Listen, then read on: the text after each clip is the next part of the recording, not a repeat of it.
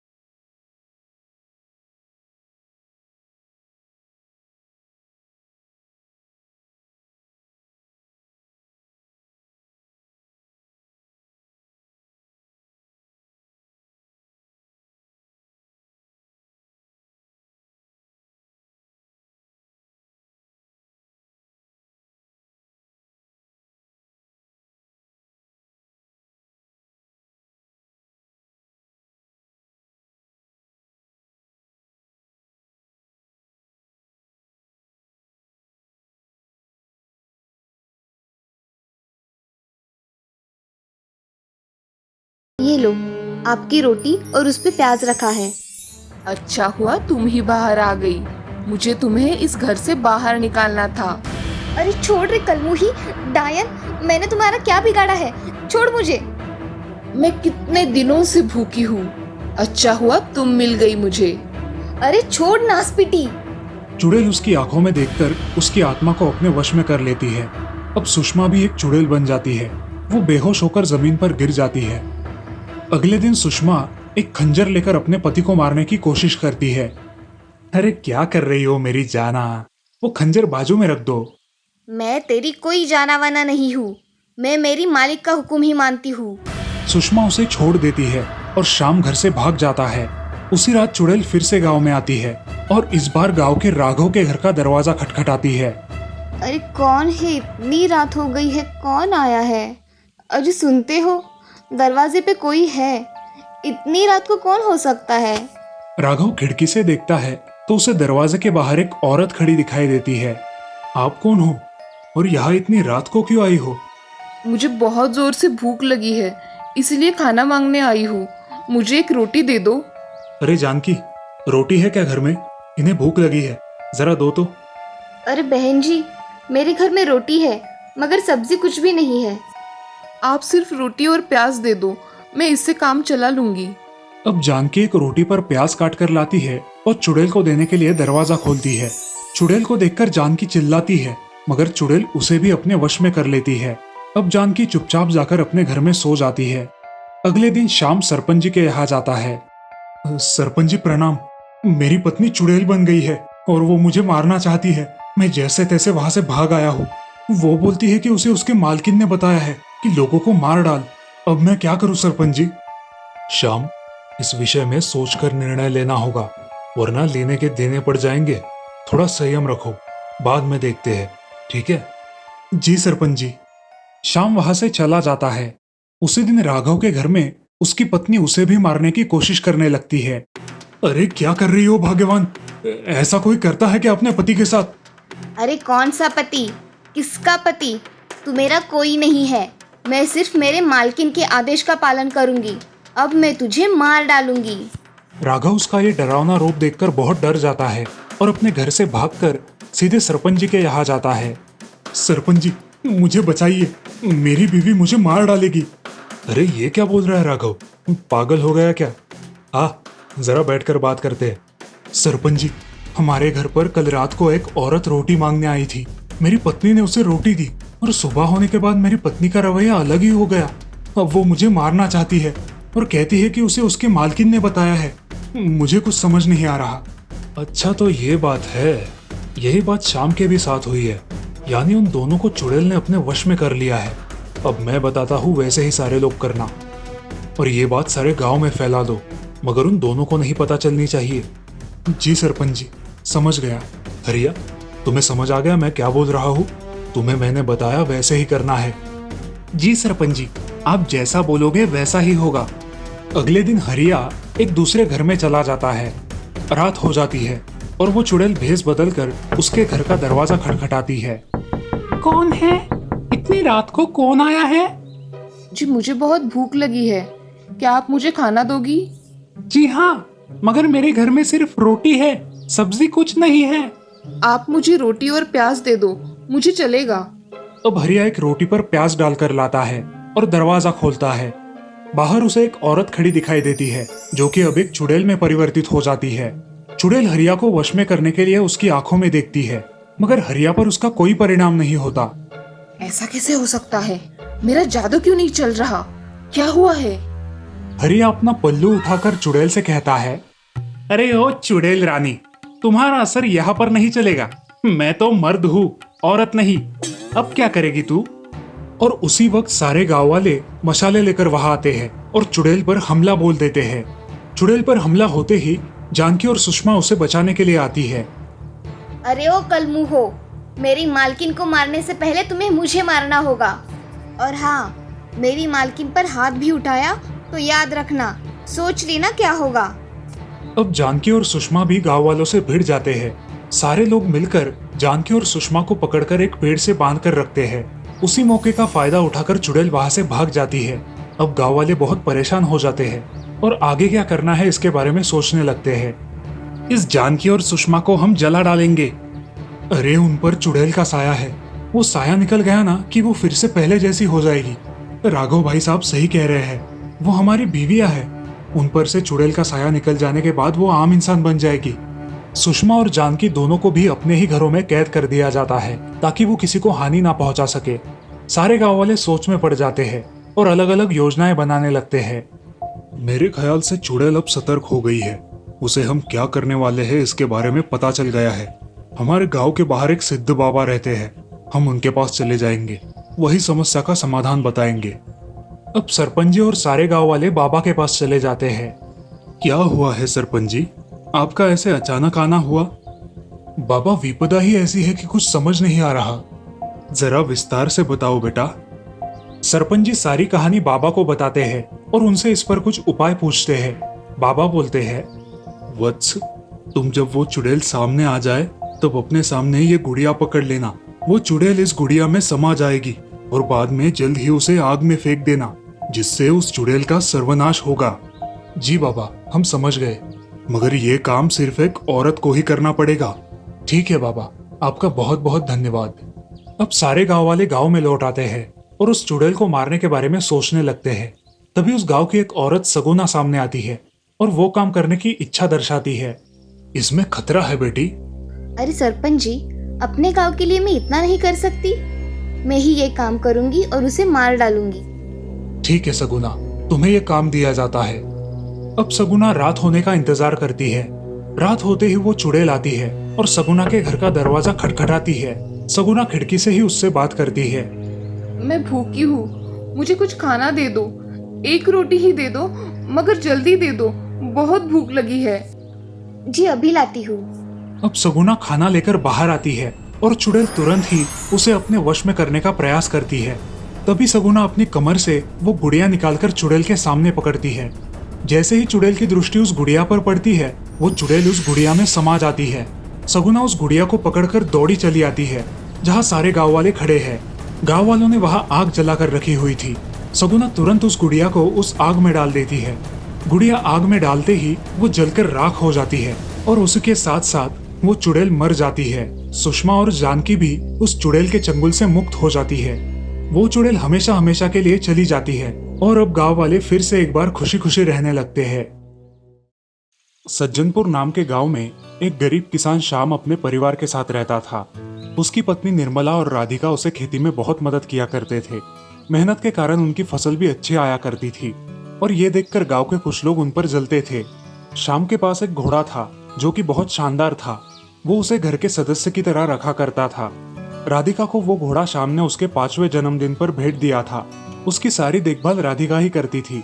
श्याम और निर्मला दोनों ही बहुत शांत स्वभाव के थे। एक दिन राधिका की स्कूल की फीस भरनी होती है, लेकिन श्याम के पास पैसे नहीं होते। तब निर्मला अपने पास जमा किए हुए सारे पैसे देकर उसकी स्कूल की फीस भर देती है। श्याम और निर्मला की मेहनत देखकर गांव के सरपंच जी बहुत जलते थे। सरपंच को श्याम का घोड़ा भी बहुत पसंद था। ऐसे ही एक दिन, अरे श्याम, ये घोड़ा तुम्हारे क्या काम का है? तुम इसे मुझे बेचोगे क्या? नहीं सरपंच जी, मैं इसे नहीं बेचूंगा। एक दिन श्याम खेतों में चक्कर आकर गिर जाता है। निर्मला उसे उठाकर अस्पताल ले जाती है और उसका इलाज करवाती है, मगर उसके इलाज के लिए बहुत पैसे लगने वाले होते हैं। ऐसे ही एक दिन सरपंच उनके घर आते हैं। अरे राधिका बेटी, कहाँ हो? नमस्ते सरपंच जी, कैसे आना हुआ आपका?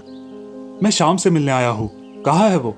तबीयत खराब है ना उसकी, सोचा चलते चलते मिलाऊं। हाँ, वो अस्पताल में भर्ती है। अच्छा हुआ आप आ गए सरपंच जी, मुझे आपसे एक बात कहनी थी। कौन सी बात निर्मला? सरपंच जी, घर की हालत तो आपको पता ही है। मुझे कुछ पैसे उधार चाहिए थे, कुछ ही दिनों के लिए। हाँ हाँ, क्यों नहीं। तुम तुम्हारी जमीन मेरे पास गिरवी रख दो, मैं तुम्हें तुम्हारे पैसे दे दूंगा। जब पैसे आ जाए तो जमीन छुड़वा लेना। क्या कहती हो? जैसा आपको ठीक लगे सरपंच जी। कल घर पर आ जाना, तुम्हें तुम्हारे पैसे मिल जाएंगे। सरपंच तो मन ही मन बहुत खुश हो गया था कि उसको शाम की जमीन मिलने वाली थी। वो खुशी खुशी घर चला जाता है। तभी वहां राधिका आती है और माँ की आंखों में आंसू देखकर पूछती है, माँ, क्या हुआ है? वो सरपंच जी हमारे घर क्यों आए थे? अरे वो तुम्हारे बाबा की तबीयत पूछने आए थे और हमारी जमीन गिरवी रख के हमें पैसे देने वाले हैं। इससे तुम्हारे बाबा का इलाज हो पाएगा। अरे माँ, जमीन क्यों गिरवी रखी? इस घोड़े को गिरवी रख दिया होता। आपने मेरे लिए घोड़े को गिरवी नहीं रखा ना माँ। अब तुम चिंता मत करो माँ, मैं संभाल लूंगी। आप सिर्फ मेरे साथ कल सरपंच जी के घर चलिए, बाकी का मैं संभाल लूंगी। राधिका सुबह ही अपनी माँ के साथ सरपंच जी के घर जाती है और उन्हें कहती है, सरपंच जी, आप बड़े दयालु हैं। आपको तो सब पता है कि मेरे माँ बाप खेतों में काम करते हैं। उन्हें खेतों से बहुत लगाव है, इसलिए हम हमारी जमीन गिरवी नहीं रखेंगे। क्या आप मुझे सिर्फ 10,000 रुपए उधार दे सकते हैं? आपको मेरे पिताजी ठीक हो जाने के बाद मैं मेरा घोड़ा बेचकर आपके सारे पैसे लौटा दूंगी। ठीक है। सरपंच मन ही मन बहुत खुश हो जाता है क्योंकि राधिका पैसे लौटाने वाली थी और उसका घोड़ा भी उस गांव के सरपंच के सिवा कोई और खरीद नहीं सकता था। जमीन तो बाद में मिल सकती है, मगर घोड़ा तो जल्द ही मिल जाएगा। राधिका सरपंच जी से पैसे लेकर अपने बाबा का इलाज करती है। अब शाम भी ठीक हो जाता है और घर लौट आता है। तब राधिका उससे कहती है, बाबा, आपको मुझ पर भरोसा है ना? चलो, आज हम अपना घोड़ा अपने गांव में बेचेंगे और उसके साथ ये टोकरी भी ले लेते हैं बाबा। जैसा तुम चाहो, तुम जो भी करोगी सही करोगी। उसी दिन राधिका अपने घोड़े को लेकर बाजार चली जाती है। बाजार में वो घोड़ा देखकर बहुत लोग जमा हो जाते हैं। अब सरपंच को घबराहट होने लगती है कि वो घोड़ा कोई और ना खरीद ले, क्योंकि सरपंच को वो घोड़ा बहुत पसंद था।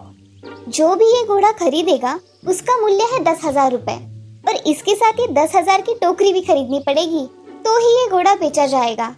राधिका की शर्त सुनकर लोग उस घोड़े पर बोली लगाने लगे। उस घोड़े की कीमत 10,000 से लेकर 20,000 हो गई। अब सरपंच सोच में पड़ गया कि क्या करे। आखिर वो घोड़ा 20,000 में गांव के सोनार को बेचा गया और टोकरी के 10,000 अलग से राधिका को मिल गए। राधिका ने उस सोनार से कहा, चाचा, आप मुझे बीच बीच में इस घोड़े से मिलने की इजाजत देंगे ना? बेटी, तुम्हारी बुद्धि की तो प्रशंसा करो उतनी कम है। तुम जब चाहो मेरे घर आकर इसे मिल सकती हो। ये सुनकर राधिका बहुत खुश हो जाती है और सरपंच जी आग बबूला हो जाते हैं। उनके सारे इरादों पर पानी फिर गया था। अगले दिन शाम और राधिका उन पैसों में से 12,000 रुपए लेकर सरपंच के पास जाते हैं। नमस्ते सरपंच जी, आपने की हुई मदद मैं कभी भूल नहीं सकती। ये आपके 10,000 रुपए और ये 2,000 रुपए उसका ब्याज, कुल मिलाकर 12,000 हो गए। धन्यवाद सरपंच जी, अब हम चलते हैं। दोनों भी सरपंच जी के घर से निकलते हैं और सरपंच जी मन ही मन जल उठते हैं। राधिका अपनी सूझबूझ से अपनी जमीन बचा लेती है और अपने माँ बाप का नाम भी रोशन करती है। इस कहानी से हमें ये सीख मिलती है कि कभी भी किसी को ठगना नहीं चाहिए। हम हमारे विवेक से सभी मुश्किलों को पार कर सकते हैं। शारजापुर गांव में चेतन नाम का लड़का अपने माता पिता के साथ रहता था। उनके घर में बहुत गरीबी के कारण उसके माता पिता मजदूरी किया करते थे। वो सुबह होते ही काम पर चले जाते और शाम के समय घर आते। चेतन को एक बहन थी जो उससे बहुत छोटी थी। चेतन अब 8वीं कक्षा में गया था और उसकी बहन 4थी कक्षा में। वो दोनों बहुत पढ़कर कुछ करना चाहते थे। उनके गांव में बिजली की बहुत समस्या थी और उसी कारण चेतन और उसकी बहन राधा बहुत परेशान थे। बिजली के कारण उनका अभ्यास ठीक से हो नहीं पाता था। शाम को जब वो स्कूल से घर आते तो हमेशा बिजली चली जाती थी और उन्हें घर के बाहर पोल की लाइट में पढ़ाई करनी पड़ती। एक दिन चेतन ने अपने पिता से कहा, पिताजी, हमारे घर में हमेशा अंधेरा ही क्यों रहता है? क्या हमें कभी लाइट नहीं मिलेगी? नहीं बेटा, हम लोग बहुत गरीब है इसलिए हमें लाइट नहीं मिलती, लेकिन जल्द ही मिल जाएगी। लेकिन कब पिताजी? जब तुम बड़े हो जाओगे तब। चेतन चुप हो जाता है और अगली परीक्षा की अच्छी तैयारी करता है। उसकी बहन राधा भी उसके साथ बहुत अच्छा अभ्यास करती है। परीक्षा का रिजल्ट आता है और चेतन अपनी कक्षा में अव्वल आता है। उसी के साथ उसकी छुट्टियां भी शुरू हो जाती है। छुट्टियां लगते ही चेतन गांव के वाचनालय को ज्वाइन करता है। ऐसे ही एक दिन वाचनालय में वो साइंस की एक बुक पढ़ रहा था और उसमें उसने सोलर पैनल के बारे में पढ़ लिया। वो सब पढ़कर वो बहुत खुश हो गया और उस कल्पना को उसने अपनी बहन को बताया। अरे राधा, हम इस प्रोजेक्ट को बनाएंगे जरूर, मगर इसके लिए जो पैसा लगेगा वो कहाँ से लाएंगे? हाँ भैया, हमारे पास तो इतने पैसे ही नहीं है। कल से मैं भी लोगों के यहाँ काम पर जाऊंगा, कुछ तो पैसे जमा होंगे। हाँ, ये सही रहेगा। उसी दिन से चेतन अपने माँ और पिताजी के साथ काम पर जाने लगा और उसे जो भी पैसे मिलते वो उन्हें अलग से रख देता। स्कूल शुरू होने से कुछ दिन पहले ही उसने अपने जमा किए हुए पैसे गिनना शुरू किया, लेकिन पैसों की थोड़ी कमी थी। अरे बेटा, ये बाप कब काम आएगा? चलो हम दुकान जाते हैं, जो भी लगे वो खरीद लेना। ऐसा कह के चेतन और पिताजी शहर जाकर दुकान से सोलर लाइट के लिए जो भी चीजें लगती है वो खरीद कर लाते हैं। घर आकर चेतन अपनी किताब की सहायता से उस सोलर पैनल को फिट कर देता है। उसके पास एक छोटी सी बैटरी लगवा देता है और उसमें एक मशीन बिठा देता है जिससे सोलर एनर्जी कन्वर्ट होकर विद्युत एनर्जी बन जाए। और ये सब करने के बाद वो अपनी मशीन शुरू कर देता है। तभी घर में लाइट और फैन चलने लगते हैं। मेरे दोनों भी बच्चे अब बड़े हो गए हैं। देखो तो कितना अच्छा सोलर लाइट बनवाया है। बेटा, पढ़ाई के साथ तुमने इतना कुछ किया। आज से तुम कुछ भी काम नहीं करोगे, सिर्फ पढ़ाई करोगे। हाँ पिताजी, हम दोनों बहुत पढ़ाई करेंगे और आपका नाम रोशन करेंगे। चेतन ने पिताजी और माँ दोनों का दिल जीत लिया। उन्हें अपने बेटे और बेटी पर बहुत गर्व होने लगा। अब चेतन ने गांव के गरीबों के घर में भी सोलर लाइट लगवा दी और सारे गांव में रोशनी छा गई। सारे गांव वाले चेतन को शाबाशी देने लगे और सारे गांव वालों ने मिलकर उसका गांव में सत्कार किया। इस कहानी से हमें ये सीख मिलती है कि जहाँ चाह है वहाँ राह है। इसका मतलब हमारे अथक प्रयत्नों से हम कोई भी चीज हासिल कर सकते हैं। केरल नाम के राज्य में मल्लमपुर नाम का एक गांव था। उस गांव के बाजू में एक बहुत बड़ा घना जंगल था। उस जंगल में तरह तरह के प्राणी थे। उस जंगल में एक हाथियों का झुंड भी था, जिसमें एक 15 साल की हाथीनी थी जो गर्भवती थी। एक दिन वो थककर एक पेड़ के नीचे थोड़ा आराम करने बैठ गई और अपने आने वाले बच्चे के साथ बातें करने लगी। बेटा, जब तुम इस दुनिया में आओगे तो तुम्हें ये दुनिया बहुत खूबसूरत लगेगी। तुम्हें ये दुनिया बहुत पसंद आएगी। मैं तुम्हारा बहुत ख्याल रखूंगी। ऐसा बोल के वो हाथीनी सो जाती है। तभी अचानक उसके बच्चे को भूख लगती है और माँ हाथीनी की नींद खुल जाती है। मुझे खाना ढूंढना होगा, मेरे बच्चे को बहुत भूख लगी है, जल्दी से खाना ढूंढती हूँ। वो ऐसा कह के उठती है और खाने की तलाश में सारा जंगल घूमती है, मगर उसे जंगल में खाने के लिए कुछ भी नहीं मिलता। ऐसे ही खाने की तलाश में वो गांव में आ पहुंचती है। उस गांव में कुछ बुरी प्रवृत्ति के लोग रहते थे जो जानवरों के साथ अच्छा सलूक नहीं करते थे। उस दिन 2 बदमाश लोगों ने उस हाथीने को गांव में आते हुए देख लिया और उसके साथ मस्ती करने की सोची। अरे भाई, मैं क्या कह रहा हूँ, मेरे पास कुछ अनानास है, इसमें हम कुछ पटाखे डालते हैं और उस हाथीनी को खिला देते हैं। हाँ भाई, ऐसा ही करते हैं, मजा आएगा। ऐसा कह के राजू और हरिया एक अनानास में पटाखे डाल देते हैं और वो पटाखों से भरा अनानास रास्ते पर रख देते हैं। रास्ते से गुजर रही उस भूखे हाथीनी की नजर उस अनानास पर पड़ती है। वो अनानास देखकर वो बहुत खुश हो जाती है और झट से उसे खा लेती है। लेकिन उसे खाते ही उसके मुंह में जोर जोर से पटाखे फूटने लगते हैं। वो चिल्लाने लगती है। उसका मुंह पूरी तरह से जल जाता है। उसके मुंह से खून बहने लगता है। वो बेचारी बुरी तरह से जख्मी हो जाती है। ये क्या हो गया? मैंने तो फल खाया था, उसमें ये इंसानों ने क्या मिला दिया क्या पता। अब मेरे बच्चे का क्या होगा? मैंने तो इन इंसानों पे भरोसा करके बहुत बड़ी गलती की। अब मैं क्या करूं? हाथीनी गांव में चली जाती है और इधर उधर घूमने लगती है। उसे कुछ समझ नहीं आता। वो सोचती है, अगर मैं पानी पीऊंगी या पानी में जाके रुकूंगी तो शायद मुझे कुछ राहत मिल जाएगी। ऐसा कह के वो हाथीनी पानी की तलाश में गांव के तालाब के पास चली जाती है। वो हाथीनी तालाब का पानी पीती है जिससे उसे थोड़ी राहत मिलती है और वो पानी में जाकर खड़ी हो जाती है। अब उन पटाखों की जलन से उसे थोड़ी राहत मिलती है। उसका मुंह उन पटाखों की वजह से बुरी तरह से घायल हो चुका है। अब वो वही पानी में भूखी प्यासी बहुत दिनों तक खड़ी रहती है। कुछ दिनों बाद गांव के कुछ लोग उस हाथीनी को पानी में खड़ा देखकर और उसकी घायल अवस्था देखकर उसकी मदद करने की सोचते हैं और गांव वाले कुछ और हाथियों को साथ लेकर उसकी मदद करने के लिए जाते हैं। लोग बाकी हाथियों की मदद से उसे बाहर निकालने की कोशिश करते हैं, मगर वो हाथीनी बहुत थक गई थी और थकान के कारण वो पानी से बाहर नहीं निकल पाती।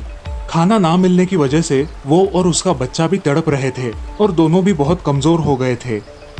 ये हाथीनी तो बाहर ही नहीं आ रही, ये हमसे बाहर नहीं आ पाएगी, हमें कुछ अलग सोचना चाहिए। अरे मैं सोच रहा हूँ कि हम वन के अधिकारियों को बुलाते हैं और उनकी मदद से हाथीनी को बचाएंगे। मैं आज ही वन के अधिकारियों को फोन लगाता हूँ। अब सारे गांव वाले वन अधिकारियों का इंतजार करने लगते हैं। हाथीनी अपने बच्चे से मन ही मन बात करती है।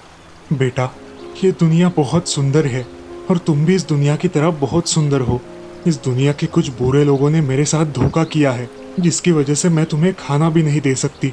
मैं तुम्हें इस दुनिया में लाना चाहती हूँ, मगर अब मुझे यह नामुमकिन के बराबर लग रहा है। ये फल मुझे मार देगा और मैं तुम्हें हमेशा हमेशा के लिए खो दूंगी। माँ, मनुष्य हमें क्यों मारना चाहते हैं? ये हमसे ऐसा बर्ताव क्यों करते हैं माँ? माँ, मैं सांस नहीं ले पा रहा, क्या हो रहा है मुझे माँ? अब हाथीनी बहुत रोने लगती है क्योंकि वो अपने बच्चे को बचा नहीं सकती और थकान के कारण वो पानी में डूबने लगती है। तभी उस गांव में वन अधिकारी आ जाते हैं और उस हाथीनी की अवस्था देखकर गांव वालों पर क्रोधित होते हैं। अरे ये हाथीनी तो गर्भवती है, इसे जल्द ही पानी से बाहर निकालना होगा। जल्दी हाथियों की सहायता से इसे बाहर निकालने की कोशिश करो। ये निंदनीय कृत्य किसने किया है? हमें भी नहीं पता साहब, मगर ये हाथीनी गांव में घूम रही थी और आखिर तालाब में आकर खड़ी हो गई। हमने उसे देखा और आपको फोन कर दिया। अब उस हाथीनी को फिर से हाथियों की सहायता से बाहर निकालने की कोशिश करते हैं। उसे एक रस्सी से बांधकर बाहर खींचने की कोशिश करते हैं, लेकिन बहुत थकान की वजह से वो हाथीनी बाहर नहीं निकल पाती और जिंदगी की जंग हार जाती है। वो हाथीनी पानी में डूब जाती है और उसके साथ साथ उसका वो नन्हा बच्चा भी। उसे निकालने की कोशिश करने वाले हाथी भी रोने लगते हैं और इस तरह कुछ चंद इंसानों के मनोरंजन की सजा बेचारी हाथीनी और उसके बच्चे को भुगतनी पड़ती है। हमें उम्मीद है कि इस कहानी से आप कुछ सीखेंगे और सभी प्राणियों के प्रति इंसानियत दिखाएंगे।